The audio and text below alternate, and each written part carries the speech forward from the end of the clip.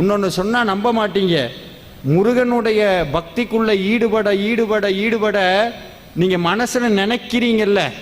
உதாரணத்துக்கு இது வேணும் இது வேண்டாம் அப்படின்னு ஏதோ ஒன்று வேணும்னு நினச்சோம்னா அதே மாதிரி நடக்கும். அதே மாதிரி எள்ளு பிசகாமல் நடக்கும்.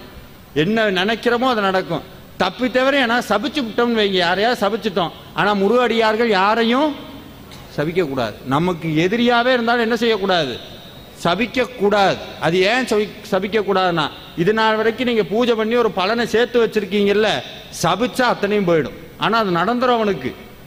எக்காரணம் கொண்டு இருந்தாலும் சொல்கிறேன், முருகனை கும்பிட்றவங்க, முருகப்பெருமானை பூஜிக்கிறவங்க, வேல்மாறல் பாராயணம் பண்ணுறவங்க, திருப்புகழ் படிக்கிறவங்க, வாய் திறந்து யாரையாவது ஒன்று நடக்கும்னா நடந்து போயிடும், நடந்துடும். அதனால எக்காரணம் கொண்டு என்ன சொல்லக்கூடாது? சபிக்கக்கூடாது. இதையே ரிவர்ஸில் சொல்கிறேன், எக்காரணம் கொண்டு உங்களுக்கும்